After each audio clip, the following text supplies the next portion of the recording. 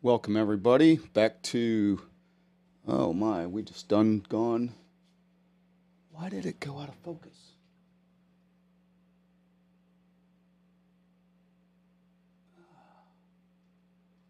All right, let's try that. Nope.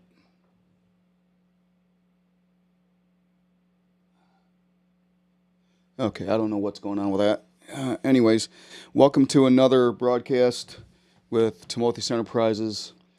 As you could see in the title slide, I'm going to cover some basic principles on growing your money. Don't blow it. You know, we've been conditioned to not be educated. We've been conditioned to basically make money to spend it. And therefore, we live paycheck to paycheck. Most of us live paycheck to paycheck. Now, there's a great majority of people who allow other people to manage their money, and that's fine and dandy. But in reality, we ourselves are responsible for our own money and our own well-being. And so today we're going to talk about growing our money, not blowing our money. The crazy thing is that when we grow up into adulthood and we begin to adult, we are taught from day one to get an education, to take that education and get a job. That's good coffee. To get a job and become a clog in the system. And to do that, we're taught to basically become servants of money. We let money rule us. We make money. We live to make money so that we can spend money, and that enslaves us into the world system. We know that we're told that we're not to love the world nor the things in the world. We're told we can only serve one master. We either serve God or we serve money. And it's kind of funny that in that particular passage, the Lord Jesus does not say we serve self, though it comes down to that. It doesn't say we serve Satan, though it comes down to that as well. What he says is we serve either money or we serve God. And I'm going to bring up two different individuals to exemplify this system. And in this day and age, in so doing, we are taught that it is good to build our lives on other people's money. In other words, leverage, we call it leveraging, we leverage their money so that we can do what we want to do. We leverage their money, and the reality is that is called debt. We live on debt, and there's two primary, but there's a ton, just a ton of people that we could point to exemplify this idea, but there's two primary people that are out in the forefront of this debt-laden society that teach that this is a good thing, and you're going to know what I'm talking about as soon as I say it. Number one is Robert Kiyosaki with Rich Dad, Poor Dad. And I'm going to make a point here. And the other is the former president, Donald Trump.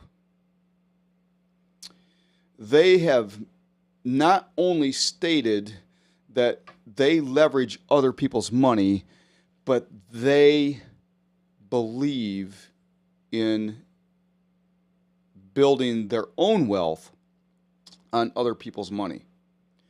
Now, let me just draw this into perspective for you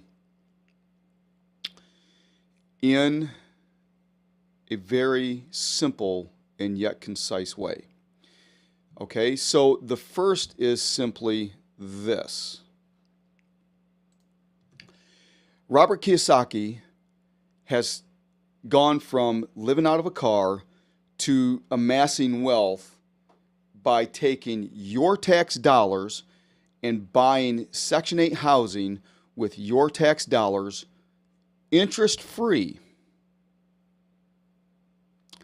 or rather low interest, but I believe he said most of it is interest-free, and then turns around and rents that housing to Section 8 recipients, who then take your tax dollars to pay for the rent in his Section 8 housing that is money built by your tax dollars through the government, tax-free, so that he can therefore live off of that money and build his mansions, buy his mansions and build his mansions and drive his cars and wear his clothing, whatever, him and Kimberly, on your tax dollars and my tax dollars. And he says he loves to build on debt. Why is that? Do you know that that is the core foundation of communism? To use somebody else's money to do something for somebody else or for yourself and not take a dime out of your own pocket. So Robert Kiyosaki, in essence, admits, while speaking about freedom and free enterprise and capitalism, admits, in essence, to being a communist. Because that's exactly what communists do. Food for thought. Stop and think about that for a little bit. You take somebody else's money, you take it from here, you put it over here in the guise of equality or doing some good. And that is the core essence of socialism and communism. Of course, communism is at the end of a barrel, which Robert Kiyosaki does not like. So, in essence, he's a good socialist. That is not the core teaching of capitalism, though young generations in this day and age don't understand the difference. Capitalism is earning money, and which I'm going to teach you in just a moment, is earning money that you make by producing, by working, and then reinvesting that money, taking and allocating that money in such a way, money that you earn, in such a way that it builds on itself to make money, and therefore your money makes you money, either while you work to make money, invest to make money, but you do other things. That is the core principle of capitalism. And free enterprise says that you have the freedom to engage in business or work in such a manner to be able to do these things without being taxed to death and without red tape, so as to put you under the thumb of serfism or slavery. And that's the big difference between socialism and communism.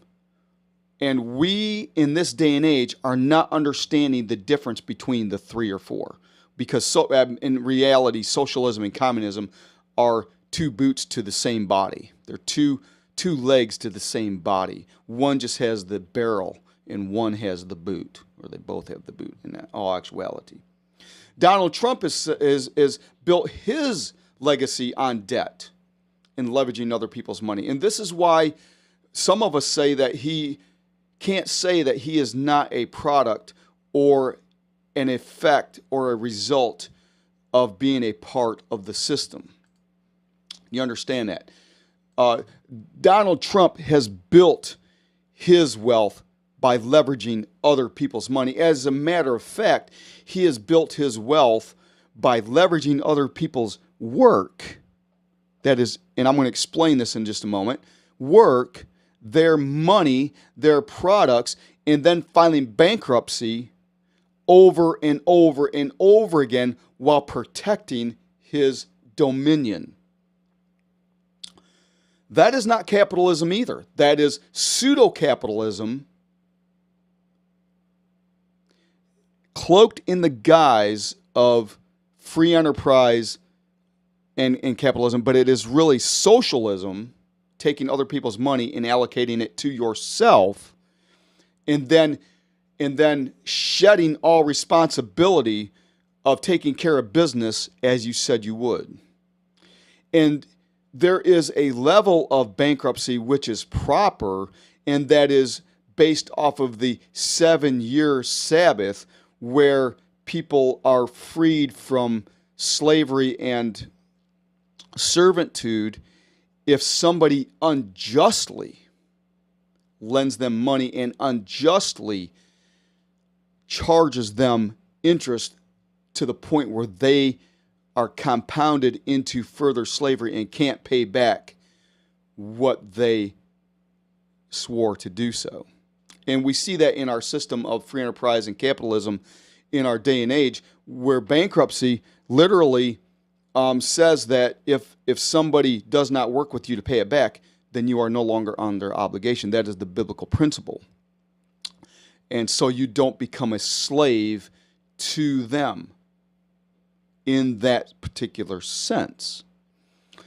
But when you begin to build a legacy and your wealth and your business pattern on using other people's money and not paying it back, when you build your entire life system on this, this is not free enterprise and not capitalism. This is socialism and communism. And both in that regard, Robert Kiyosaki and Donald Trump both espouse socialism and capitalism at that point. And that point is utterly undeniable. And it's an unbiblical principle of building wealth. Let's take a look for just a moment. We are, by the way, are being conditioned to be a servant and a slave in this system because we have decided to build our plush, luxurious living in all levels of society, whether you live in a trailer house or a 5,000 square foot home, based on debt, whether it be bank loan debt, individual debt, or credit card debt. And we simply maintain that debt by paying minimum payments. Raise your hand if you're guilty. Yep. Raise your hand. Raise your hand if you're guilty of that one. I would say 95% of us are raising both hands. I'm going to teach you how to use that to your advantage, but in such a way to exemplify the free enterprise system, the capitalistic system, in a biblical manner. Some may disagree. And if you disagree on the point of siding with Robert Kiyosaki and Donald J. Trump, then you're a good little socialist. You're a good communist. So I'm going to go here. Let's see. Once again, I'm going to go to Deuteronomy chapter 8, and I'd ask that you take a quick look at this. Deuteronomy chapter 8. This here right now is one of the verses that I love to camp on for a variety of reasons. Because in Deuteronomy chapter 8, we see the foundation of the biblical foundation for doing what we do. And in Deuteronomy chapter 8, in verse 18, we simply say this. Well, let's go to verse 17. Otherwise, you may say in your heart, my power and my strength of my hand made me this wealth. But you shall remember the Lord your God, for it is He who has given you the power to make wealth, that He may confirm His covenant, which He swore to your fathers, as it is this day. So, in essence, God designed us to work.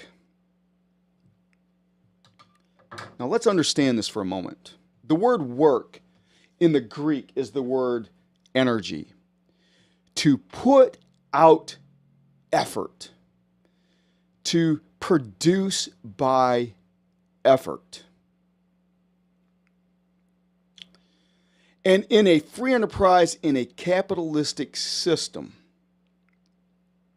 we design systems called businesses where everybody works and everybody puts forth energy to produce a product, a raw good, a service that benefits the end user. It benefits the worker because they gain a portion of the proceeds, and it benefits the owner or owners because they also have put forth work to design the system, to build the system. They've put forth the risk to put this system into place so that others can come in and work and put forth energy, and everybody wins. That's free enterprise, and that's capitalism at its core. And when they take the proceeds from that work that everybody puts out and they reinvest it so that that money makes money in other areas, whether it's investing in the stock market and other people's businesses, or whether it's expanding their business to create more products and more services that other people can use and utilize in their systems and businesses, and the workers in that era can, and in that realm, can put forth energy and take a paycheck and live off of. Everybody wins. That is the free enterprise capitalist system. And to be frankly honest, higher education is contradicting itself in hypocrisy by teaching their students how to avail themselves in a world system by which they leverage themselves in a communistic way on one hand, in a capitalistic way on the other hand, while pointing the finger and saying, bad businessman, bad 1% on the other hand. You need to share your wealth by simply giving it away in a communistic way when we didn't earn it. You see, there's hypocrisy in the system in which the educational system is putting out their education today, because they, on one hand, they're saying, get an education, go get a job, but then expect what you don't earn and give to people that refuse to work from people that have not only worked but built systems that you work at, and give other people power and wealth that they don't earn. And all of this is in contradiction one with the other. And by the way, there's nothing wrong with giving to people in need, but it should not be dictated at the hands of communist people. It should be out of the willingness and the generosity and the voluntary aspect of our individual hearts. That's what a free enterprise system avails itself to do. That's what capitalism and anthropology at its root core does. It says we will put so much out of our energy and our effort and our design systems and our risks and our money to help others out of the goodness of our heart, not because someone else dictates that's what we do. And so free enterprise system and capitalism is actually a biblical principle when it is exercised with biblical principle. And communism at its root, and socialism at its root, is slavery and enslavement. And you can't get around it. And that, my friends, is from the pit of hell. So let's take a look at this a little bit further. So, at its core, the system that has been in place for over 200 years in the United States is a system of stewardship. It is a system of free enterprise, and it is a system of capitalism, which in its core principle and wisdom says that we serve God, not money. And we work to live. We don't live to work. And out of the wealth that God gives us, we honor and worship Him in all aspects. And therefore, we build wealth and systems that everybody benefits from, but not dictated at the hands of communists and socialists, but because we love the Lord our God with all our heart, soul, mind, and strength, and we love our neighbor as ourself. And when our neighbor is slothful and wicked, because God says laziness is wickedness, and they're lazy, He said, what is He saying? Those who don't work, neither do they eat.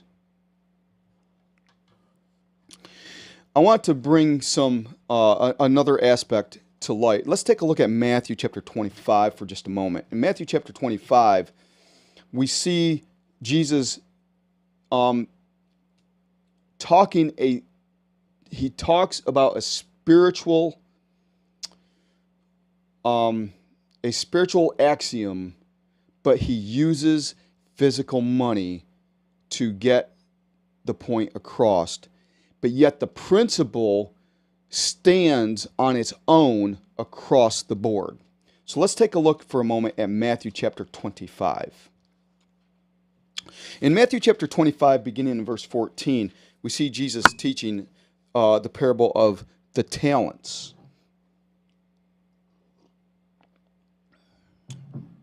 And I'm just going to draw out some very quick thoughts. In Matthew chapter 25 and verse 14, we read this.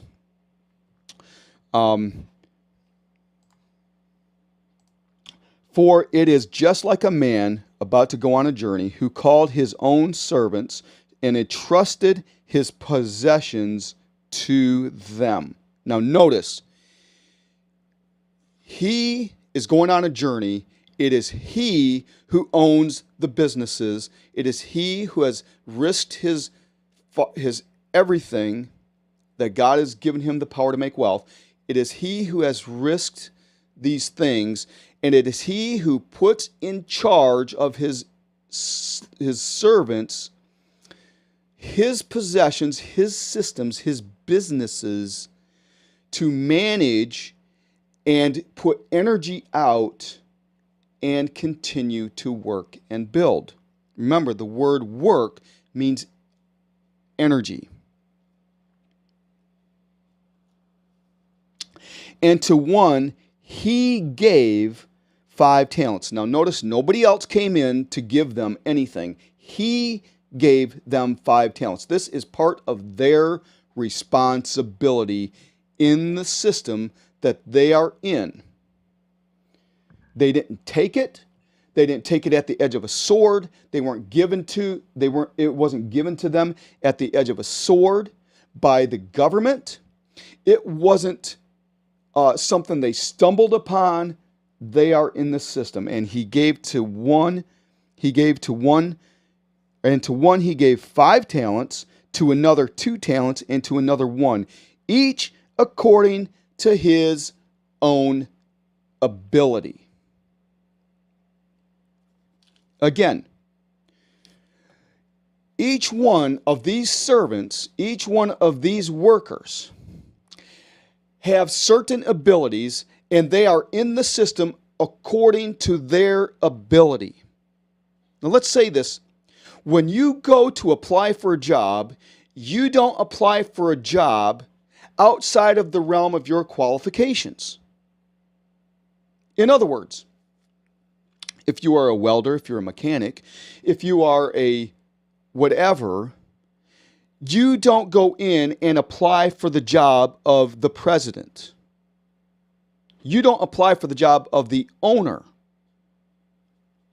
You apply for the job of which your abilities and your qualifications dictate that you do, and then therefore you take ownership in your lane. And you work as unto the Lord to the best of your ability, and you own that aspect of your job, and you work it to the fullest. And you earn your keep, and you earn your money, and you contribute to the system. Why? Because as the system is in place, and everybody from the person who started this, who risked everything, who built the systems and started producing this the same way you are now, worked all of these jobs to get this thing off the ground and to move it forward and to produce raw materials, to produce systems, to produce products, to produce services so that it can be sold, so other people can build on it their systems. As you do your work and somebody else in their lane does their work, and the owner does his work, and the president does his work, and the vice president does his work, and the CEO does his work or her work, and I'm not being sexist here, it's a figure of speech. As everybody stays in their lane according to their own ability and reaps the benefits of their energy, their work, their effort, everybody benefits. And the business and the system and the product moves forward and it grows. You say, but, you said, let's grow it, don't blow it. That's right. You have to have first steps first. Take your first steps first. Get yourself into the system. Put forth the energy. Work as unto the Lord, so that you finally have something coming in that you can grow, not just blow. And it is your responsibility to do your work in your lane to the best of your ability as unto the Lord, and then take what you benefit from that and don't blow it, grow it. Let's see this in this particular passage. Immediately, the one who had received the 5 talents went and traded with them and gained 5 more talents. And he did this according to his own ability. Verse 15. In the same manner, the one who had received 2 talents gained 2 more. Let's say this from verse 15. According to his own ability. Right? Verse 18. Now, in verse 18, we see, but he who received the 1 talent went away and dug in the ground and hid his master's money. Now, after a long time, the master of those servants came and settled accounts with them. And the one who had received the 5 talents came up and brought 5 more talents, saying, Master, you entrusted. Now let's just take that for a moment. Stop and think about this. You stop and think about this for a moment. When you take on a job, according to your own ability, in your lane, you have been entrusted with an aspect of the business and of the system to produce according to your own ability, to the best of your ability, as unto the Lord, and you will reap a reward. It was entrusted to him. This is a responsibility. It is not, what shall we say, it is not a handout. It's not a handout. It's a job. If you're in your lane, do it to the best of your ability. And don't worry about somebody else's lane. Don't envy their lane.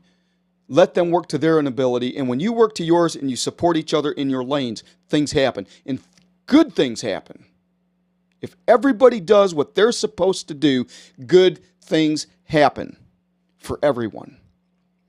Notice he says, now after a long time, the master of the slaves came and settled accounts with them. And the one who had received 5 talents came up and brought 5 more talents, saying, Master, you have entrusted 5 talents to me. And notice, this person recognizes who the boss is. He doesn't envy the boss. He respects the boss. And the boss might be his friend, but he still respects the boss as the boss. You entrusted this with me.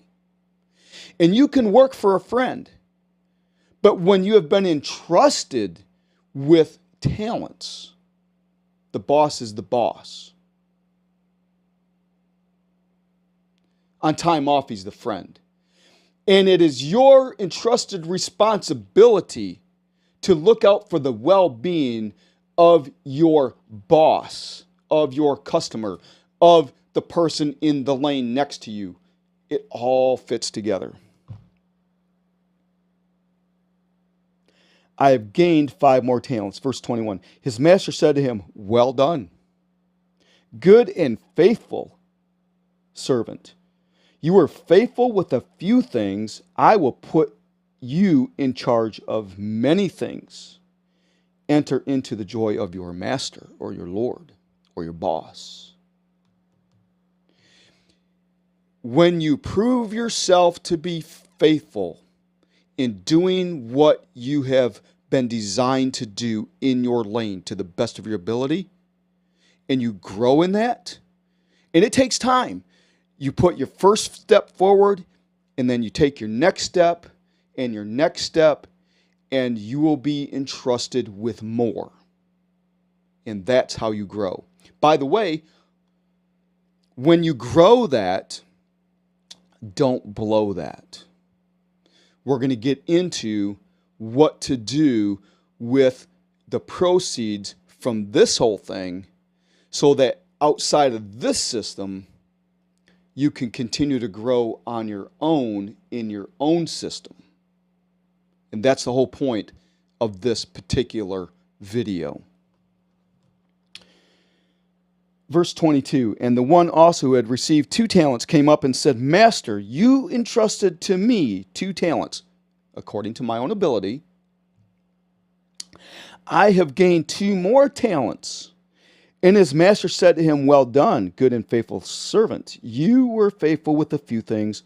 I will put you in charge of many things. Enter into the joy of your master. So his lane is going to broaden, and his lane is going to deepen.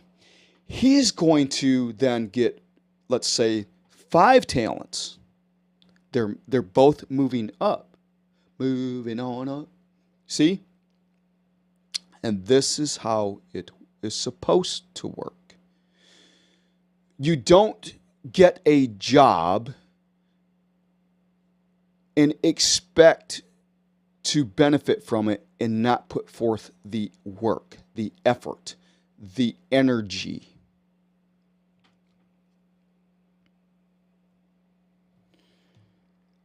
Verse 24, and the one who also had received 1 talent said, I came up and said, Master, I knew you were a hard man, reaping that which you did not sow, reaping where you did not sow. That's capitalism, in a sense. And gathering where you scattered no seed. That's building the system, and that's capitalism. And I was afraid, and I was afraid and went away and hid your talent in the ground. You have what is yours. But the master answered and said to him, you wicked and lazy slave. You see, the 2 words go together. The Lord says laziness is wickedness. Slothfulness is wickedness. You knew that I reap where I did not sow and gather where I scattered no seed. Then you ought to have put my money in the bank, and on my arrival, I would have received my money back with interest. That's capitalism. That's making money on your money. Therefore, take away the talent from him and give it to the ones who have taken the 10 talents. Who has the 10 talents? That's the first one. For to everyone who has, it shall be given. And he who shall have an abundance, but from the one who does not have, even what he does not shall be taken away. And cast the worthless slave or servant into outer darkness.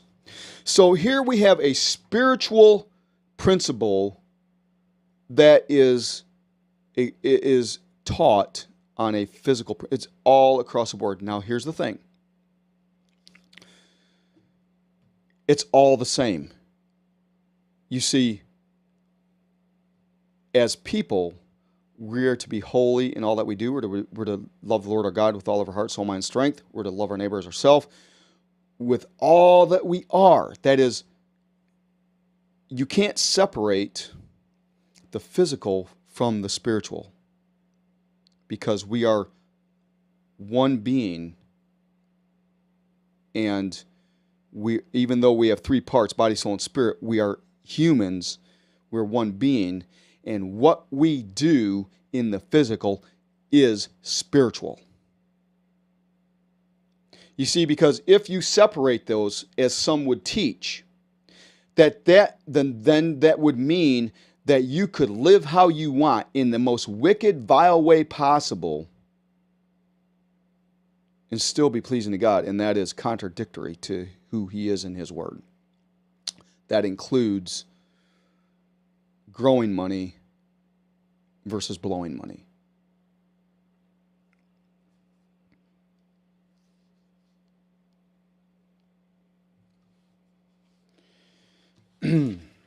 So let's take this whole thought process then and apply it from that whole aspect into how we grow what we receive from helping others grow. Okay, let's do that. So we've taken a look at what work is, that it is putting out energy that makes money. Products, services, whatever, and it creates wealth. Put that over here for now. Bring this up here. So let's take a quick look at this. Let's go to the whiteboard. So here we have us in our job making money by putting forth effort, energy,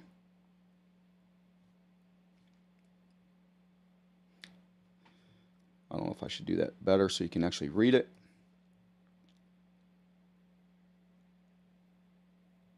It's not much better. Energy to build in our work, to work in the lane, in the system that puts out product or service. And let's say you take home, and it doesn't matter how much you take home. Let's say you take home $10. And we're not even going to get into tax. We're not going to get into all of that. But you remember, are working to live. You're not living to work. And so if you are working to live, you're not going to spend all of this and blow it. Okay? You're going to pay your bills. Let's say that takes $5. You're going to, for the believer, the Christian, you're going to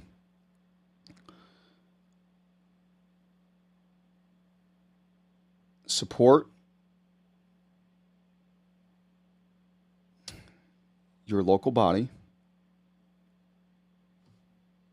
You're going to allocate savings.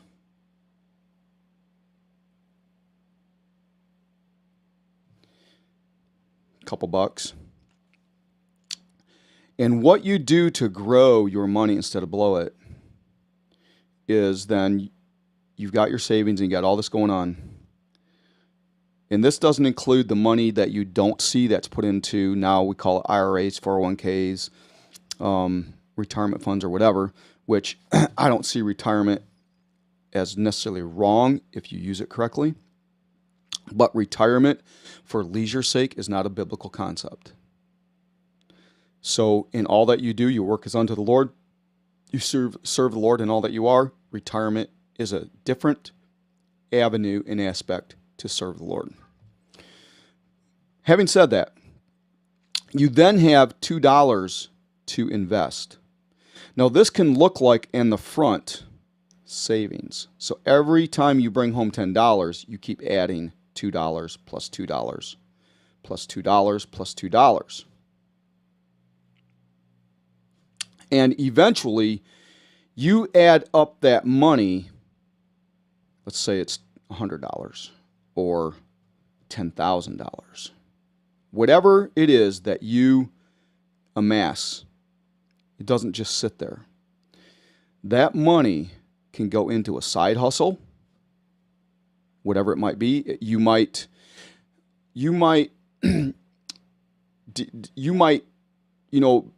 design and build lawn ornaments by welding. I don't know. Whatever it is. But the point of the matter is that your money just doesn't sit there. To grow your wealth and to grow your money, you put it into real estate, Airbnbs, resorts. You put it into resort type of whatever, real estate, rentals, whatever it is. Something that's going to bring a positive cash flow. And of course, you're going to leverage other people's money, but you're going to pay that money back. And it is going to produce the system based on everybody wins. You're not screwing somebody, everybody wins.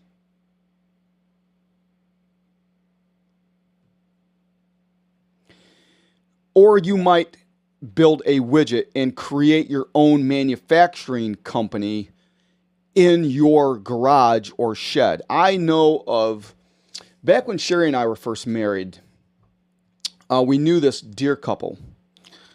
And one of the ministries of the man was to take John MacArthur tapes, and they would feed him, they would send him tapes, and he would duplicate them on the duplicating machine, and he would pass them out so people could study the Bible in their cars and listen to cassette tapes in their cars, which I went through hundreds and hundreds and hundreds of John MacArthur tapes. But their son, their eldest son, was a CEO of a manufacturing company. So in his own job, he made 150, 200,000, 250, whatever it was, working for somebody else. He did exactly what I'm telling you here. He was in his lane, and he orchestrated the entire business of somebody else's system and money so that everybody would win, and he reaped the benefits from it. But he didn't just settle for that. He, in fact, took the money that he made and in his basement created the insulated firewalls for the John Deere tractors and the John Deere heavy equipment that would come into the engine compartments and behind the dashboards of the instrument panels. And he, in his basement, molded the instrument panels and or installed the the fireproof insulation systems for these John Deere tractors and heavy equipment, and created for himself another business that generated net for him another $10,000 a month, plus employed his parents and other people so they could make a living on top of his money. This is a prime example. You see how that works? He took his money from his job. He took his money from his job and created and probably designed this pattern from where he worked as a CEO and created a product for John Deere in the basement of his house. And this is back in the 90s, where another $150,000 went a long, long ways. And if he took that money every year and banked it and reinvested it in a capitalistic system, then his money made money on money. And that is how you grow your money and don't blow it. So let's take a different look at how this would work. So what we're taught to do is we're taught to go to work the job, which is not wrong, and earn the dollar bill and live to work. And when you get out of work, you buy a car that looks good to the Joneses, and if your name is Jones, or Smith, don't shoot me.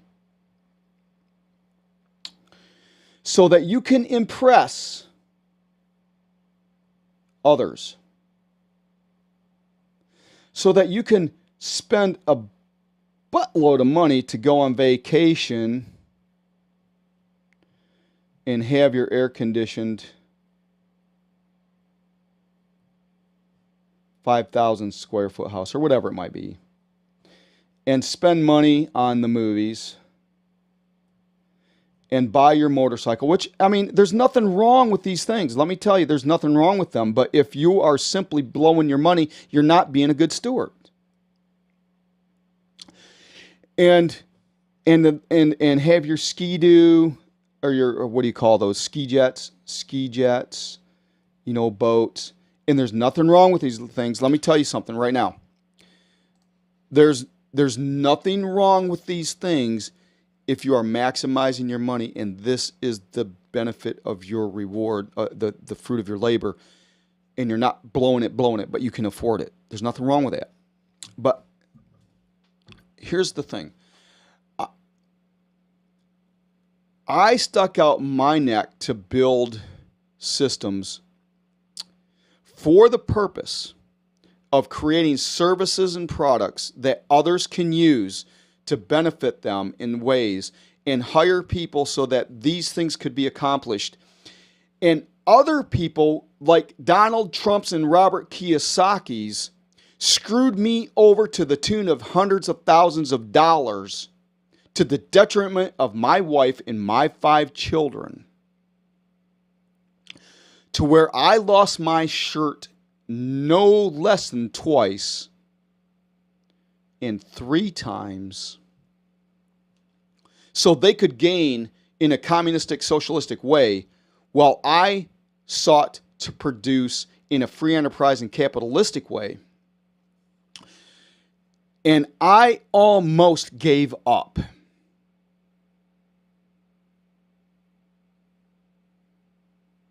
To the point like, why am I beating my head against the wall?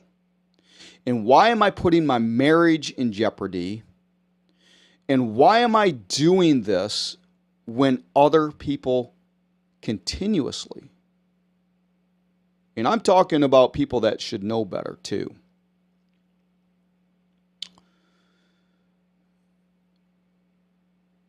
and in my old age or middle age, almost gave up, because it's like, why should I risk myself at the end of my journey? I'm just gonna, and I'm dead serious. I thought, I'm just gonna fade away. I just about gave up. I'm gonna fade away, and then I was laying in bed and praying one day, and the Lord said, "Why are you not using the talents that I gave you?" And I said, "Okay, I'll let you worry about this. I'm going to continue to plug forward and do what I'm doing and reinvest the money that I make and build other systems. And that is what I'm endeavoring to do. Folks, it is not enough to be a lazy, wicked servant, even outside of your job. I'm going to tell you, it is not enough.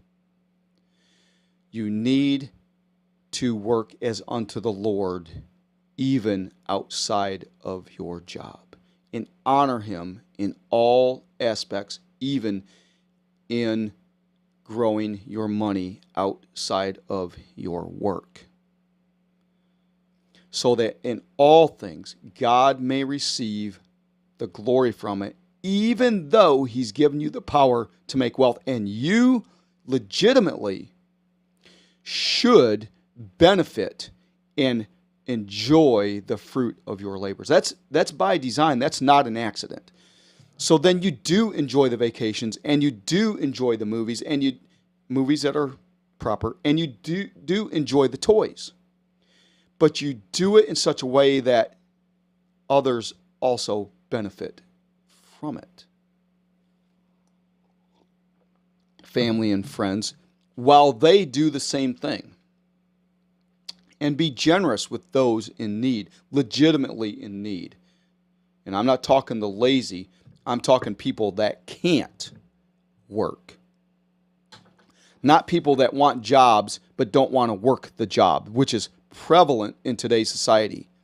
Yeah, I want a job, but I don't want to work the job. No, you go to work and you work the job. Put forth the effort. Put forth the energy and create the service and the product according to your talents and abilities, and be a faithful worker, a faithful servant, so that you can grow in that, and then you can get out and grow by principle the money that you take home. And that, my friends, is how it is done. And by the way, I want to say this. Let's just say this. Don't just think that this is going to happen on its own. You purpose in your heart, and you design that as you take even 50 cents a day, or 50 cents a week, or 50 cents a month, or whatever it is, to grow your money and your wealth, that you take a little bit of your energy and a little bit of your talent and a little bit of your money, and you do something to further your goals. And this is how it's done. So somebody asked me last year, how do you drive 120,000 miles a year and still go out and take pictures, take landscape photographs, and take abstract photographs, and do videos, and create your websites, and write articles, and do Bible studies, and do all of these things? And how do you do all this? I don't know how you do it. It's simple. Every day I do something to further what I'm called to do. A little bit of Bible study, a lot of Bible study, a little bit of working on the website, a little bit of just take another photograph, or design and write another article, or another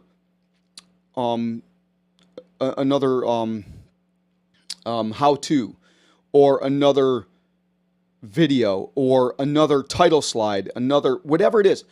Always do. When something comes in my head, I write it down and I start developing the idea. A little more research.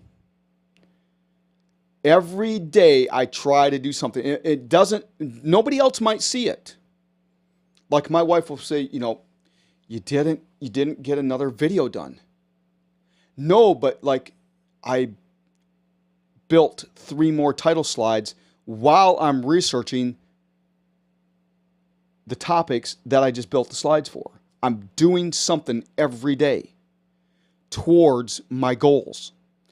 And every day I'm investing what I make in my one business to advance my other business. So not all of my money goes out into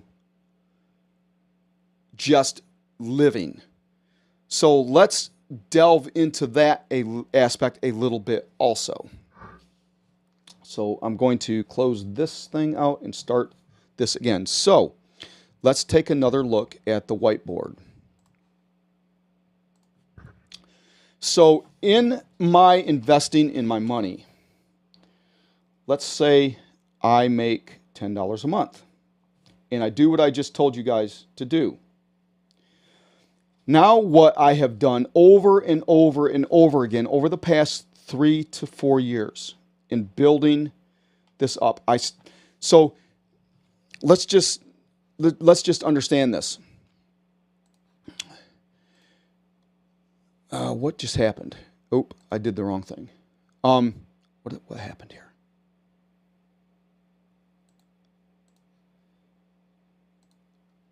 Why is it going to black? Hold on. I don't know what its problem is. What is its big old fat problem? Oh, my camera died. Okay, that's it. Okay, I figured it out. So what I've done with starting this out, I started when I lost my shirt for the last time in the housing crash. I lost a pile of money because people that should know better breached contract to the tunes of tens of thousands of dollars. My cameras broke. I had landscape contracts that they reneged on, and I went above and beyond the call to do these contracts, and they reneged on these contracts, and I lost a ton of money. But then when I decided to go, and the Lord said, use the talents I've given you. Remember the Matthew 25, according to the talents that you've given me. And the Lord spoke to me and said, why are you not using the talents that I've given you? I said, okay, Lord, I'm not going to look at this area over here to make more money. I'm going to use the talents that you've given me. And I'm going to invest my energy and my money to further the talents that you have given me with the ability to make wealth. And so I bought, let's go back to the whiteboard. So then I bought my first camera. But I did so doing this. So, and I'm just going to put it out there. So B&H Photo, Adorama, Best Buy, and Amazon all have store cards. And they will let you purchase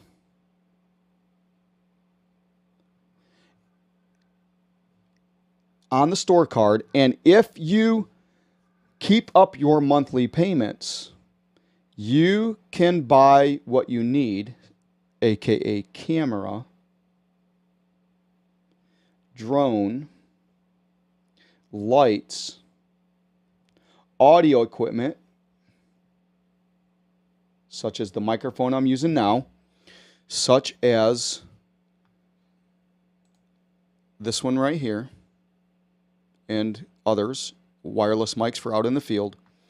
You can use their store card, and if you keep up your, whoops, why did I do that for? Come on. Got to hit it right. There we go. If you do it right, at the end of paying this thing off, or this thing off, or this thing off, or this thing off, you can get 6 months or 12 months, 0% interest. So what I did was I bought my first camera on Amazon, and I paid it off, no interest. Then I went to Best Buy, and I bought my drone, and I paid it off, 0% interest. Then I went to B&H, and I bought my next camera, and I paid it off 0% interest. And then I went to B&H and I bought my second camera, 0% interest. And then I went to Adorama and I bought my lights and my microphones, 0% interest. And then I went back to B&H and I bought this switcher that I'm working with now, this camera switcher, 0% interest. And so each time what I've done is I've invested my money from this business here, the pilot car business. I invested my money over here to buy a camera, paid it off, 0% interest, and then I invest my money again, camera, pay it off, 0% interest, invested again, and invested in lights, 0% interest, pay it off, invested again in my soundboard system, 0% interest, paid it off. And so I have literally, and this, folks, this is how you build and expand your talents and your money in a capitalistic way with 0% interest. But yet it's good for the person you bought the camera from because they sold a product. It's good for you because you are leveraging money, but you're paying it back. 0% interest. It's not costing you anything. And you're taking money from where you're making it over here in the effort in your work. And you're investing your money over here. And you are building on your talents. And you are expanding your talents and your wealth into another system that eventually, hopefully, will hire other people so that when they get into their lane, they can do the same thing. And the people that you borrowed your 0% interest from are making money somewhere in their lane. In the camera store or the audio store, B&H or Amazon or whoever is making money in their lane, and everybody wins. And you are building on the talents that are built within you and your ability to work your talents and create wealth. And then, therefore, thank God, honor God, glorify God in all of it.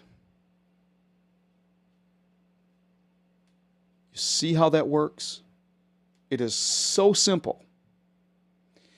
It is so simple to do. Oh, what in the world? Wrong camera. Sorry. It is so simple to do. Just follow these simple steps. So, my hope and trust and prayer for you is that you grow your wealth. Don't blow your wealth. Thank you for joining me with this video. I am Tim with Timotheos Enterprises. I am working on growing, not blowing, my money with this media publishing company with my talents of photography, video, and writing, and Bible teaching, as well as looking to make money with my Etsy store, taking my landscape photographs and putting them on products, like I explained to you, puzzles, cutting boards, coffee mugs, clocks, cell phone holders, lampshades, shower curtains, and I've got to build more. I've got to do more. Eventually, I am hoping to build a manufacturing company to create a lot of these things in my own business and in my own manufacturing company so that I don't have to rely on somebody else to do it. And if you don't mind, go to Etsy/shop/Timotheos Enterprises and check it out. And that is my little plug for how I am doing what I am teaching you to do. So with that, once again, grow it, don't blow it, and I will see you on the next video. Thank you so much for staying tuned and joining me.